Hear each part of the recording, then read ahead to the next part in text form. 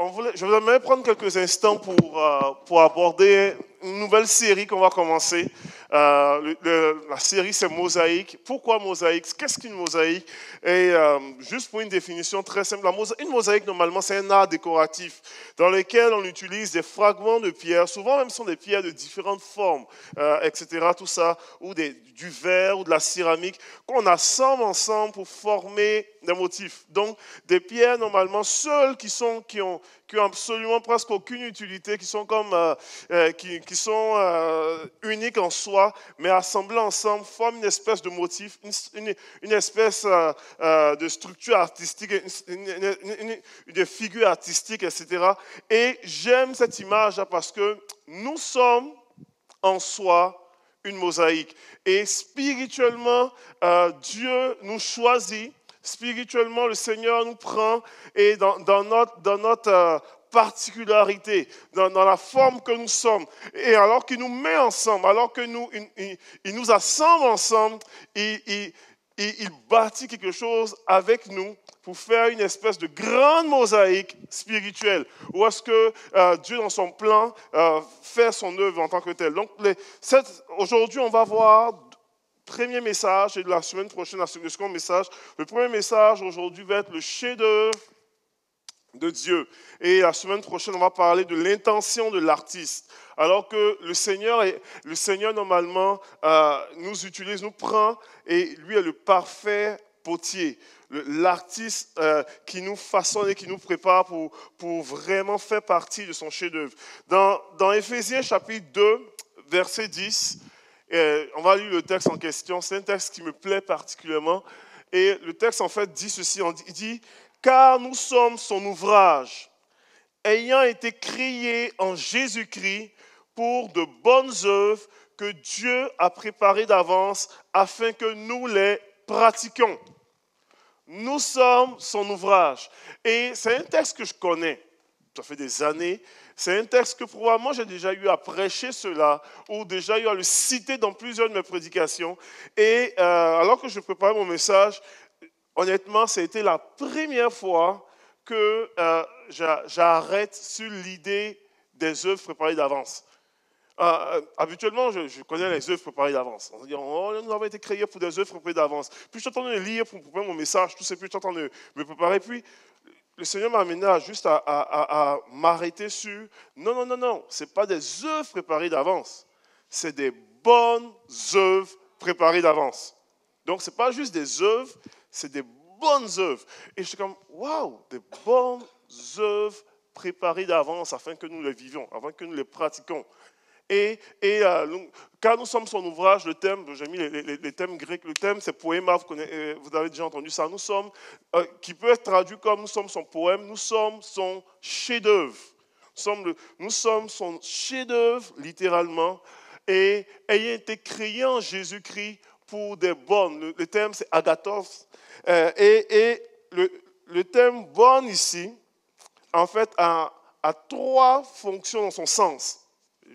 Je ne vais pas en fait faire un cours ici, là, mais trois fonctions qui peuvent être en soi une prédication. Premièrement, agathos signifie bien, donc préparer pour des œuvres qui sont bien. Donc Dieu nous a préparés pour des œuvres qui sont bien, qui sont pas mal, qui sont très bien en soi. Le deuxième sens, c'est vraiment utile. Donc Dieu nous a préparés pour des œuvres utiles. Véritablement. Donc, il y a une dynamique de non seulement l'œuvre que Dieu a préparée pour toi, Dieu t'amène à pouvoir vivre ton implication dans laquelle il nous appelle à pouvoir expérimenter. C'est très bien, c'est utile. Et le troisième terme, littéralement, c'est vraiment ajusté à toi. Comprenez un petit peu? Bien, utile et ajusté à toi. Ajusté sur mesure, fitting, qui fit normalement parfaitement à toi, cette œuvre-là. Et il y a quelque chose d'extrêmement intéressant là-dedans. Où est-ce que Dieu nous a préparés pour des œuvres qui sont super bien, qui sont bonnes, qui sont utiles pour notre génération, utiles pour notre église, utiles pour ta société, utiles pour ceux que tu côtoies. Mais l'œuvre qu'il a préparée pour toi est ajustée à ce que tu es capable d'en prendre. Et on peut vivre des saisons, on peut vivre des implications où est-ce que nous faisons des choses qui ne sont pas forcément ajustées à nous. Donc, des fois, l'œuvre que nous faisons est en train de nous écraser, ou l'œuvre que nous faisons, on a l'impression qu'il me semble que je peux donner plus que ce que je fais. Il me semble que je peux faire tellement plus. Et puis, il me semble que c'est pas ajusté à ce que je porte en tant que tel. Puis, l'apôtre Paul ici dit, non, non, ce que Dieu a préparé pour toi, c'est très bien, c'est utile, mais c'est aussi ajusté à toi, afin que tu puisses le vivre de façon concrète. Et je crois réellement que, alors que Dieu bâtit Jésus bâtit son église, j'ai mis un verset qui est tellement précieux dans Matthieu 16, verset 18. Jésus qui dit à Pierre à ce moment-là, il dit, moi je dis, tu es Pierre, et sur ce rocher, je construirai, je bâtirai mon église, et les portes du séjour des morts ne l'emporteront pas sur elle. Le plan de Jésus était de pouvoir bâtir son église, bâtir cette espèce de mosaïque-là, quelque chose de phénoménal, un chef-d'œuvre. Et c'est intéressant de réaliser que Jésus décide de bâtir son église, il décide de bâtir ces gens, quand on regarde la vie de Jésus, on regarde l'histoire de Jésus, on regarde un peu les évangiles, on va voir que Jésus, normalement, va choisir ses apôtres, mais dans un contexte assez particulier. Dans Luc, et puis on va voir dans la prochaine diapo, dans Luc 6, versets 12 à 16, on dit à cette époque-là, Jésus se retira sur la montagne pour prier. Il doit choisir ses apôtres, ses envoyés, il veut bâtir son église. Il se retire sur la montagne pour prier. Il y passa toute la nuit à prier Dieu. C'est quelque chose d'extrêmement crucial pour Jésus. Il ne le fait pas de façon pour dire, oh, lui, il fait bien, Sam, Coco, il est bien, et puis, non, c'est Jésus, normalement, choisi avec grand sérieux. Il passe toute la nuit en prière, tout ça, et il le prend avec le plus grand sérieux. On dit quand le jour fut levé, il appela ses disciples et il en choisit parmi eux 12, auxquels il donna le nom d'apôtres. Apôtre, littéralement, qui signifie envoyé. Simon, qu'il appela aussi Pierre, André, son frère, Jacques, Jean, Philippe, Barthélemy, Matthieu, Thomas, Jacques, fils d'Alphée, Simon le Zélote, Jude, fils de Jacques, et Judas l'Iscariote, celui qui devint un traître. Il choisit, après toute une nuit de prière, il choisit ces gars-là pour dire, ok, je bâtirai mon église. Et je commence avec ma Dream Team. Je commence avec ces gars-là. Et quand tu regardes ces noms-là, et quand tu regardes leur historique, on se gratte la tête pour dire, mais Maï, tu passes toute une nuit de prière avec autant de sérieux pour choisir ça. Comprenez-vous un petit peu? Mais c'est ça le phénomène du chef-d'œuvre de Jésus-Christ, alors qu'il bâtit son église. Et j'aimerais vous déclarer, cette parole est vraiment extraordinaire, parce que je lisais ça et puis je me disais, ok, Jésus, avec grand sérieux, est mort sur la croix, avec sérieux a donné sa vie et ressuscité, puis il a dit, je bâtirai mon église.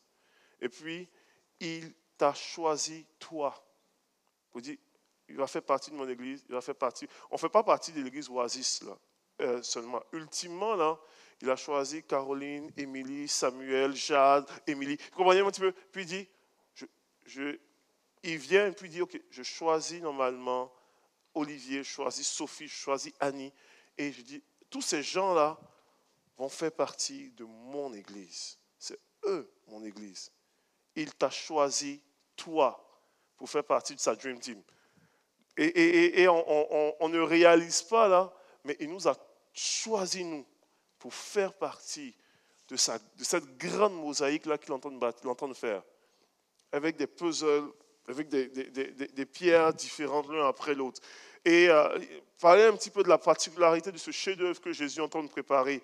Et la particularité de ce chef-d'œuvre, je veux partager 3 aspects, 3 facettes ce matin. Et première facette que j'aimerais partager, c'est que nous sommes, comme les apôtres, nous sommes différents, mais nous sommes des semblables. Nous sommes imparfaits dans le chef-d'œuvre que Jésus est en train de bâtir, mais nous sommes imparfaits, mais dans un chef-d'œuvre impeccable.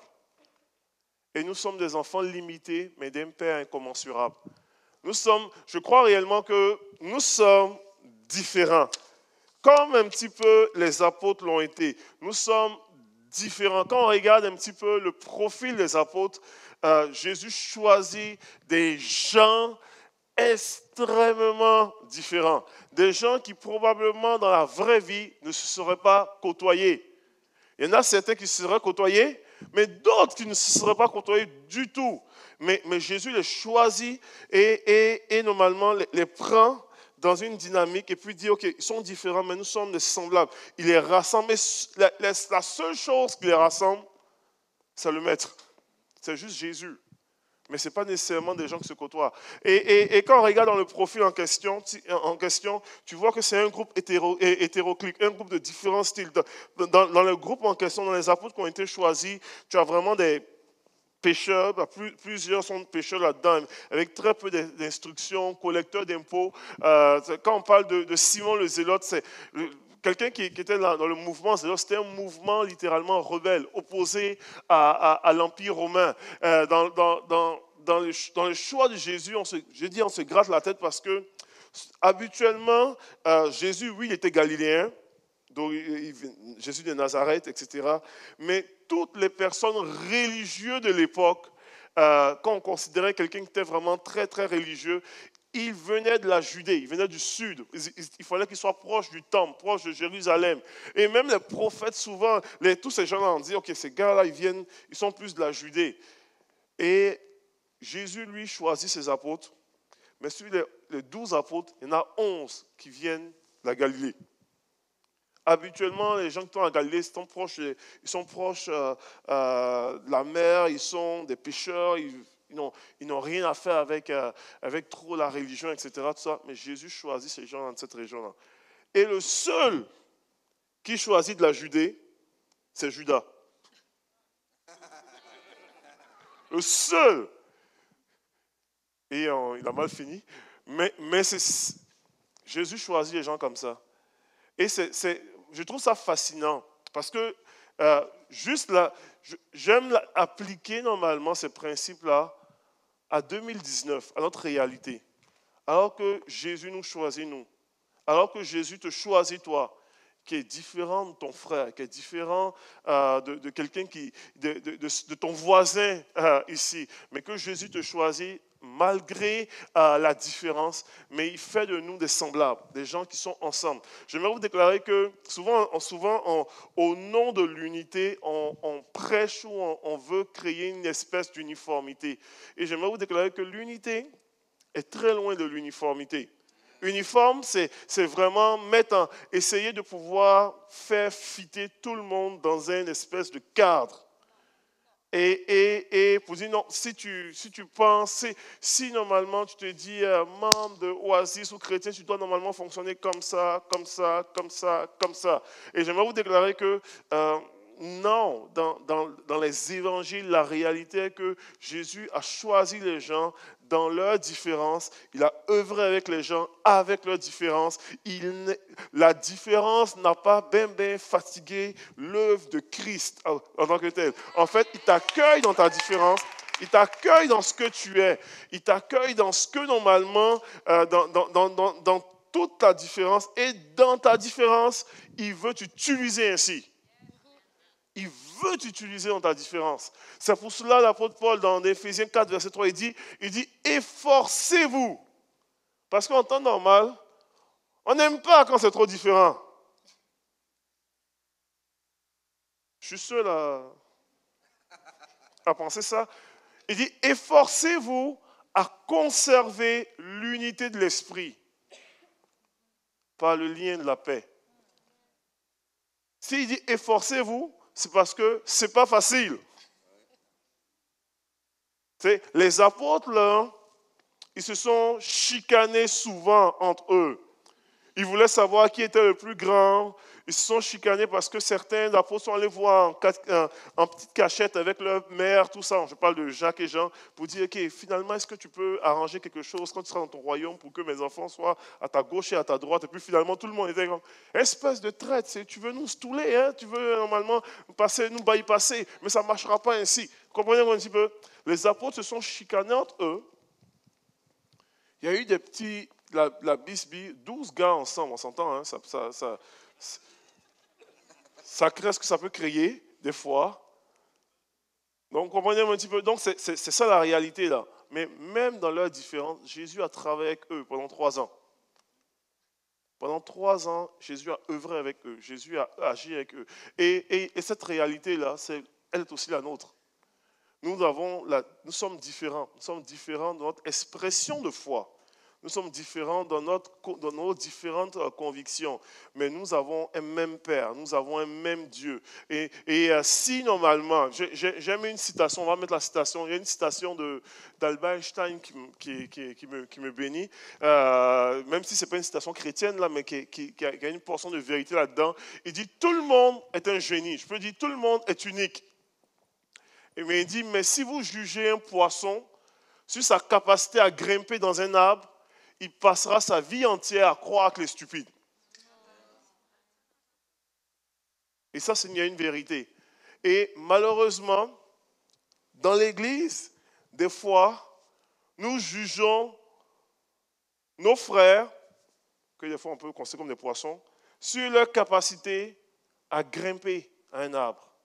Pour dire, mais si tu veux vraiment adorer Dieu comme il faut être capable de danser comme Sébastien. Oublie ça, là. C'est ça la vraie adoration. Comprenez? C'est super ce que Sébastien fait. Puis quand il fait, je dis, il est bon, hein? Comment il est capable de faire ça? Mais je ne serais pas capable d'adorer comme ça. Vous comprenez? Il y a cette réalité-là, où est-ce que nous devons être conscients de ça? Nous devons être conscients que nous sommes différents dans notre expression de foi. Notre expression, moi je me force des fois, c'est ma femme qui l'entend souvent, à essayer de chanter comme Jade ou Émilie à la maison. Et puis, je le fais avec de tout mon cœur. Et Jésus, une chance qu'il écoute mon cœur. Il n'écoute pas forcément le son qui sort de ma bouche. Mais c'est dans mon expression de foi, dans mon expression de vie, dans ce que je suis, dans ma façon dont est-ce que je vis ma vie chrétienne, la façon dont est-ce que je vis ma foi chrétienne, il peut avoir des nuances avec mon frère. Dans ce que je vis de façon personnelle avec Dieu.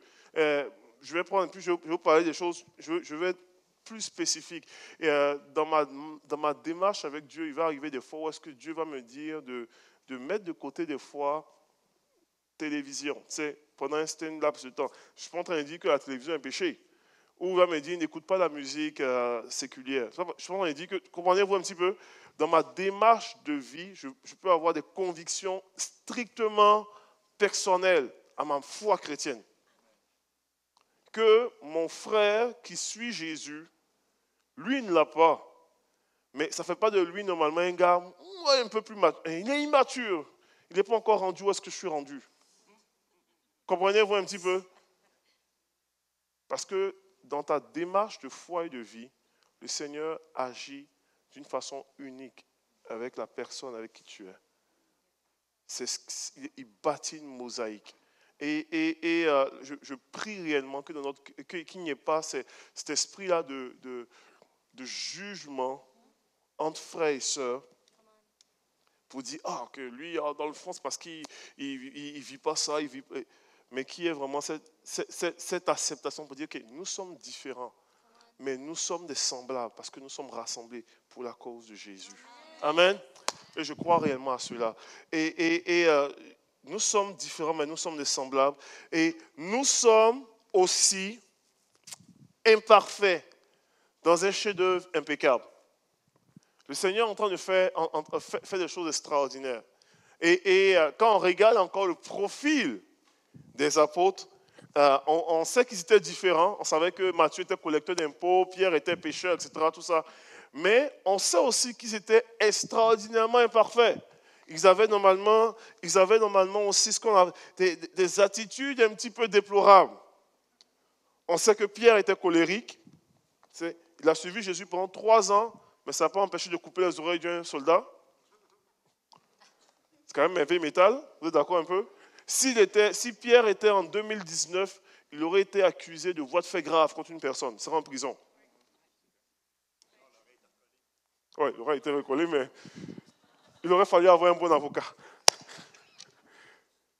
Comprenez? Et ils étaient peureux. Ils ont suivi Jésus pendant 3 ans, mais tous l'ont abandonné et ont fui quand il était le temps de le crucifier. Il y avait quelques disciples qui étaient extrêmement impitoyables.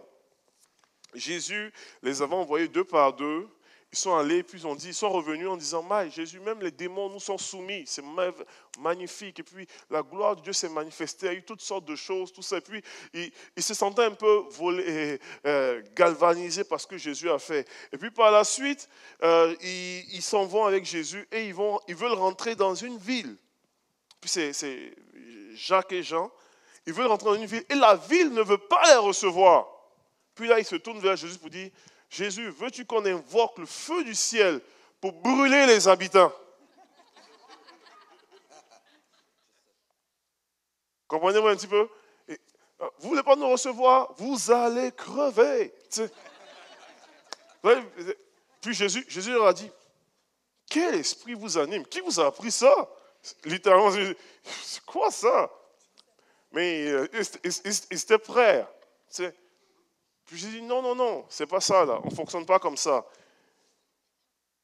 On sait que Judas, on reconnaît en Judas que Judas a trahi Jésus, mais Judas, avant de trahir Jésus, était voleur. La Bible parle du fait qu'il volait régulièrement dans la bourse du ministère de Jésus, en tant que tel. On sait très bien, vous savez, on regarde ça et on dit, c'est les 12 personnes que Jésus a choisies après une nuit de prière. C'est exactement ça. Exactement ça. On sait qu'ils étaient égoïstes et opportunistes. Ils se demandaient, ok, quand le royaume de Dieu sera établi, quelle sera notre place? Qui sera le plus grand? Puis Jésus va dire, écoutez, c'est celui qui veut être le plus grand soit le serviteur de tous, en tant que tel. Vous comprenez? C'est les 12 que Jésus a choisis après une nuit de prière? Oui. Et j'aimerais vous déclarer que ces 12-là ont été choisis après une nuit de prière dans leur imperfection. Et nous aussi, Jésus nous a choisis. Jésus nous a choisis dans notre imperfection, dans ce que nous sommes. Et on aime souvent regarder les autres et puis pointer du doigt pour dire, aïe, aïe, comment ça? Mais Jésus nous a choisis.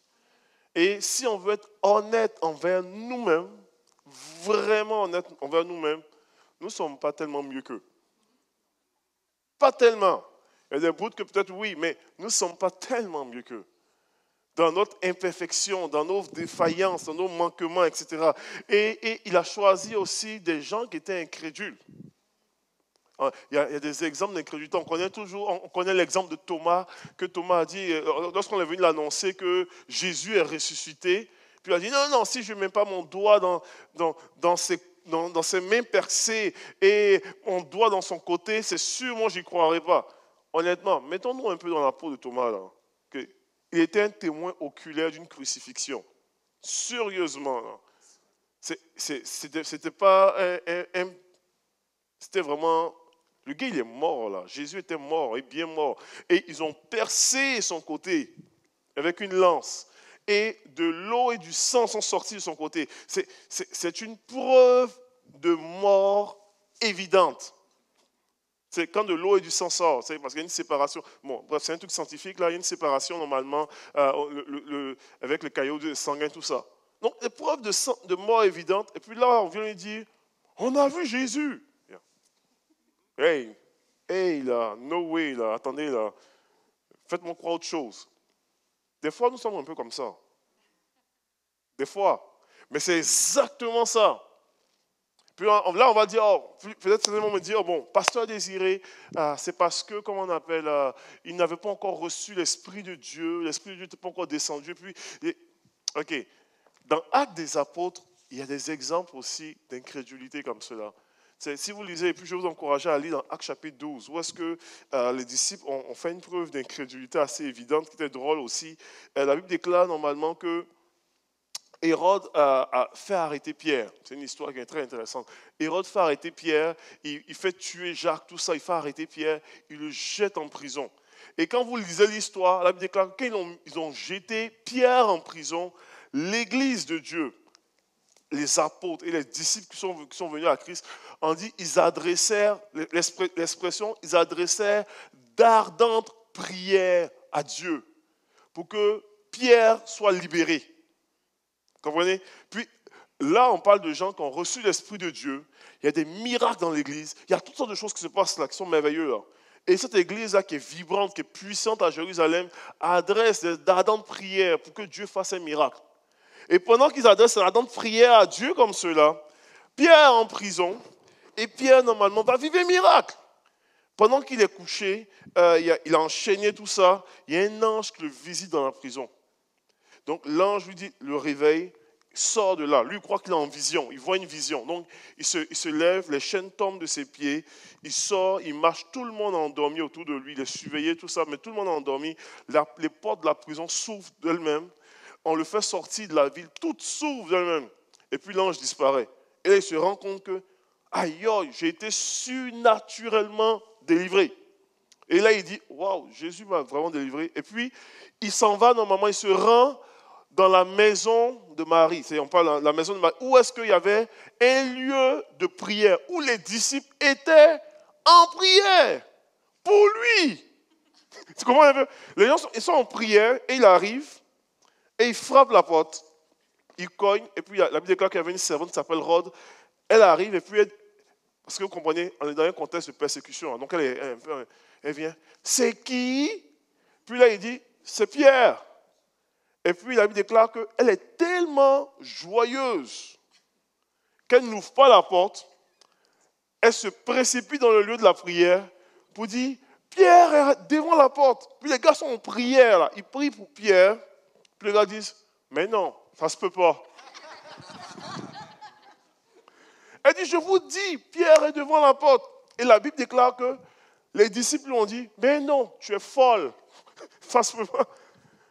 Et puis elle doit s'ostiner avec eux pour dire, il est vraiment devant la porte. Et puis ils disent, non, c'est son ange. C'est son ange, ce n'est pas Pierre.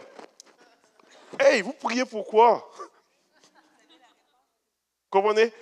Et comme Pierre continue à cogner la porte, ils sont allés ouvrir la porte et ils ont été surpris de voir que c'était bel et bien Pierre. Des fois, nous ne sommes pas comme ça.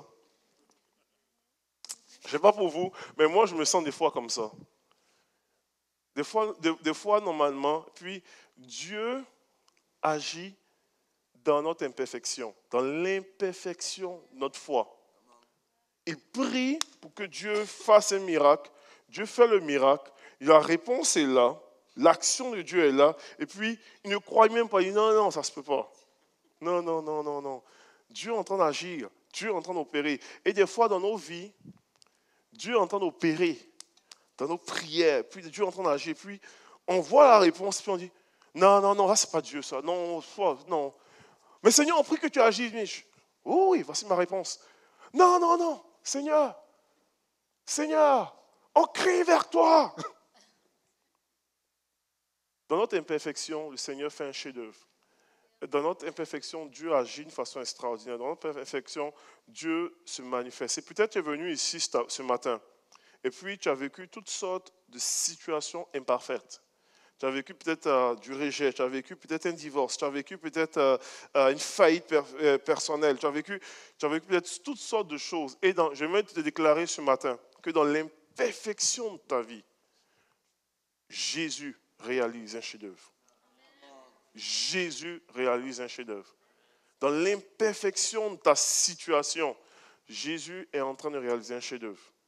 Et si tu es venu peut-être alourdi et découragé ce matin, le Seigneur dit, il n'a pas fini avec toi. Vous savez, dans la Bible, quand tu lis, quand tu étudies, et puis on admire tellement l'Église primitive avec tout ce qui a pris place, etc., tout ça.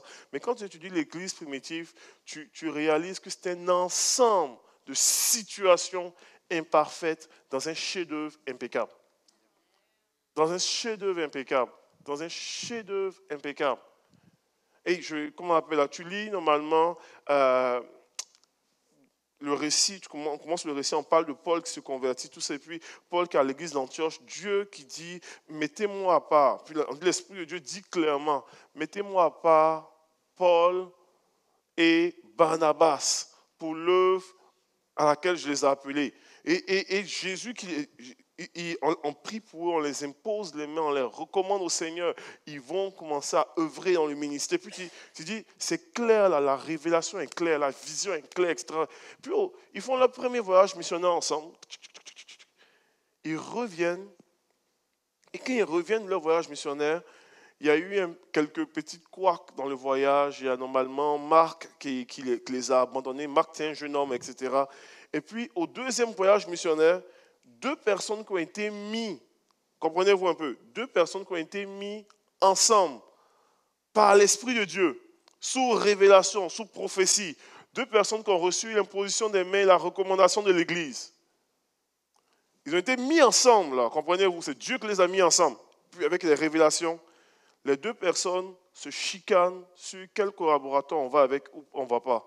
Et la Bible déclare que la chicane fut tellement violente. 2 hommes de Dieu. Tellement violente que les 2 se séparent. Puis là, si on s'arrête là, et puis on réfléchit de façon très mathématique, on dit, mais Maï, ils ne sont plus dans la volonté de Dieu les 2. Ils étaient supposés faire équipe. Ça ne marche pas, leur affaire. Et puis là, ça va tout foirer leur affaire. Ça ne marchera pas. Et puis, Paul s'en va avec Silas, Barnabas s'en va avec Marc. Et la seule raison pour laquelle on ne voit pas le reste de l'histoire avec Barnabas et Marc, c'est parce que l'auteur des Actes des Apôtres, c'était Luc, et c'était un ami de Paul. Donc, Luc continuait Paul. C'est juste ça. C'est juste ça. Mais Barnabas et Marc continuent à faire l'œuvre ensemble. À un point tel que, plus tard, on parle de plusieurs années, dizaines d'années plus tard, Paul, dans une de ses lettres, écrit et demande qu'on ramène Marc, le Marc qui avait été rejeté par Paul lui-même, pour dire, faites venir Marc normalement à Corinthe parce qu'il est vraiment utile à mon ministère. Comprenez-vous un petit peu? Donc, même dans l'imperfection de leur collaboration que Dieu a mis ensemble, Dieu a fait un chef-d'œuvre impeccable quand même.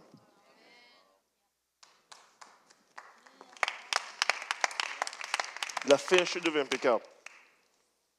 Donc, peut-être tu es ici et puis tu regardes ta vie et puis tu dis, ma vie était un ensemble d'erreurs. Ou ma vie était des situations imparfaites par-dessus imparfaites. Et puis tu dis, il y a eu des moments où est-ce que Dieu a parlé, j'ai désobéi. J'ai manqué des fois. C'est vrai. Mais malgré tout ça, Dieu fait un chef-d'œuvre impeccable. J'ai même un 3e point, je n'irai pas au 3e point. Je sens l'Esprit de Dieu m'arrêter vraiment sur ça, puis je vais m'arrêter là-dessus. Vous savez, je vais terminer avec, dans ma propre vie. J'ai eu des saisons de ma vie, des situations de ma vie où est-ce que je peux clairement identifier l'imperfection de mes situations. Où est-ce que ça ne cadrait pas dans un plan. Il y a toutes sortes de situations. Il y a eu des situations, il y a une situation qu'aujourd'hui j'écoute, je me rappelle en souriant. Plusieurs années auparavant, on faisait une croisade d'évangélisation dans mon pays, dans mon quartier, en Côte d'Ivoire. Et puis, on m'avait demandé d'apporter une prédication. Puis, je me rappelle tellement de ça. Pourquoi je me rappelle de ça? Parce que de toute ma vie, j'ai jamais autant apporté une prédication aussi dégueulasse que ça. Mon pire, mon top one de prédication manquée. Je m'étais préparé, tout ça dans le jeûne et la prière, tout ça. Et puis, je dis, OK, on va prêcher, on va venir. Puis là, je suis venu Puis quand j'ai commencé à prêcher, honnêtement, je pense qu'aujourd'hui, avec le recul, je pense que j'ai vécu une attaque de panique. J'ai eu une espèce de blackout total. Moi, habituellement, je ne prêche jamais avec des notes. Puis je ne prêche jamais avec des notes encore aujourd'hui. Je mets juste mes PowerPoint pour savoir où est-ce que je m'en vais. J'ai une bonne mémoire. Dieu m'a fait grâce à une bonne mémoire. Malheureusement, ce jour-là, j'ai eu vraiment un blackout total. Puis là, je commence à transpirer, à avoir des picotements dans les aisselles. Là, ça veut dire que ça ne va pas bien. C'est que là, le stress est trop grand. Je commence à paniquer. Puis là, je commence à essayer de prêcher quelque chose. Mon message, ça, complètement sans queue ni tête. Même moi, je ne me comprends pas. C'est quoi? C'est puis après 10 minutes à essayer de me tuer, j'ai comme fait, j'étais en face d'une foule, là, foule non chrétienne. J'ai dit, time out, on va recommencer depuis le début. La honte totale. Puis, je reprends mon message depuis le début, mais c'est encore pire que le premier. Là, je suis comme, c'est fini. Là, je transpire. Puis là, j'ai dit, bon, ok, je vais juste terminer le message de façon... J'ai dit, en Côte d'Ivoire, même si tu es pourri dans ton message, habituellement, si tu demandes qui veut accepter Jésus, tu vas avoir au moins une personne qui veut accepter Jésus. Puis ce jour-là, je me rappelle et dit, qui veut accepter Jésus? J'ai eu zéro. C'est que je n'ai même pas eu la personne pour me sauver la face. C'est zéro, il n'y a personne. Mais personne n'avait compris le message. C'était le top du top là, du message pourri. Et j'étais comme, là, c'est quoi cette situation de brun? Et comment on appelle? Je donne le micro à mon truc et puis je m'en vais. Puis là, quand tu sors de là, tu dis, man, là, j'ai juste envie de me coucher, dormir et ne plus me réveiller. Ça vous est déjà arrivé ça? Tu veux juste te coucher, puis oublier que dormir pendant une semaine, genre, c'est que on ne pense plus à toi pendant longtemps. Puis là, je donne le micro. Puis quand je donne le micro, comment on appelle, le dirigeant de la soirée essaie de pouvoir un peu recoller, le peu qu'on essaie de recoller, ça ne va pas bien. Puis quand c'est un de mes amis qui avait pris le micro, puis il m'a regardé pour dire, hey boy, c'est pas une bonne soirée, là, tu sais, c'est pas une bonne soirée. Et pendant qu'il commence à parler, il y a une fille qui descend, mais qui vient. Et puis, elle n'était pas dans la croisade. Elle était dans l'immeuble au 4e étage. Elle était couchée. Les gens la connaissaient dans le quartier. Elle était malade comme ça ne se pouvait pas. Gravement malade. Et qui descend pour dire, je n'ai pas entendu, je me sentais vraiment pas bien. Mais pendant que lui, il prêchait, personne n'a compris. Et j'étais guéri. Donc j'étais comme...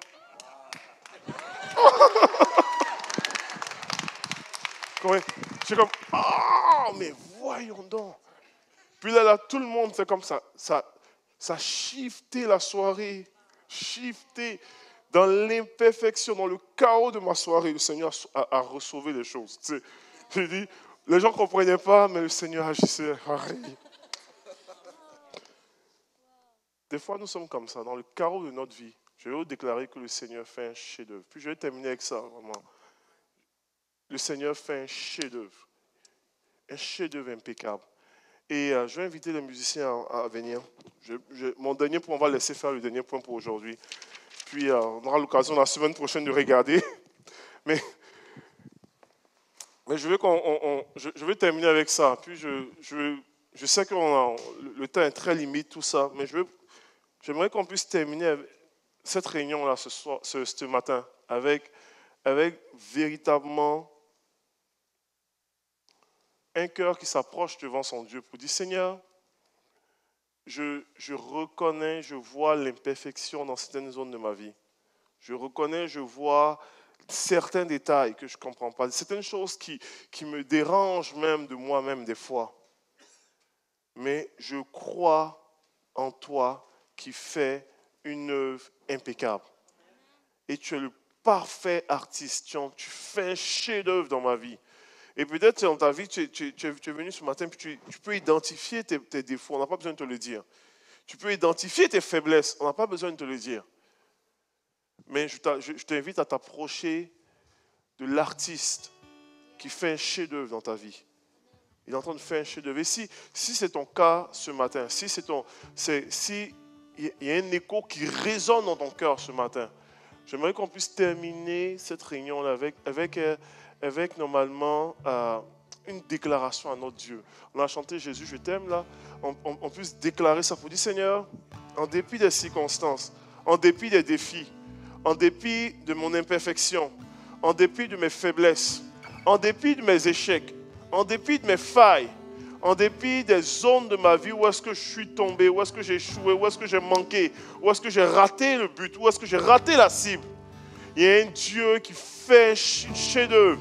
En dépit de mes erreurs, il y a un Dieu qui fait un chef-d'œuvre dans ma vie, qui me prend, qui me façonne, qui me prépare, qui me prend de façon unique, qui me prend dans ma particularité, en m'appelant à pouvoir normalement faire une œuvre avec lui, à pouvoir agir en moi et au travers de moi, dans une œuvre qui est bonne, dans une œuvre qui est utile, dans une œuvre qui est sur mesure pour ma vie, dans une œuvre préparée d'avance, dans une œuvre extraordinaire, et il bâtit quelque chose en moi, afin de faire une différence dans ce monde.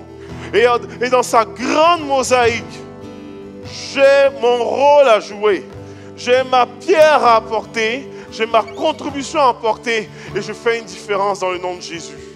C'est votre désir, est-ce qu'on puisse terminer cette réunion en se tenant ensemble debout et qu'on puisse déclarer cette parole au Seigneur en disant Jésus, Jésus, Jésus, je t'aime. Alléluia. Oh, Jésus, je t'aime. Jésus, je t'aime.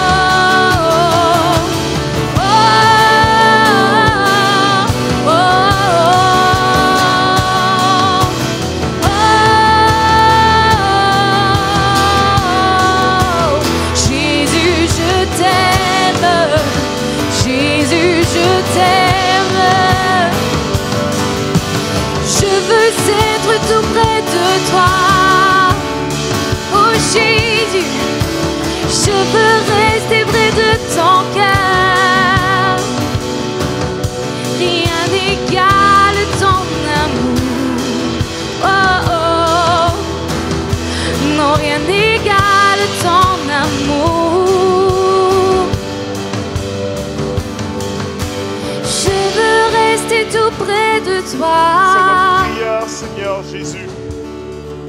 Je veux rester près de ton cœur. Rester près de ton cœur. Rien n'égale ton amour. Rien n'égale ton amour. Rien n'égale ton amour. Rien n'égale ton amour. Absolument rien.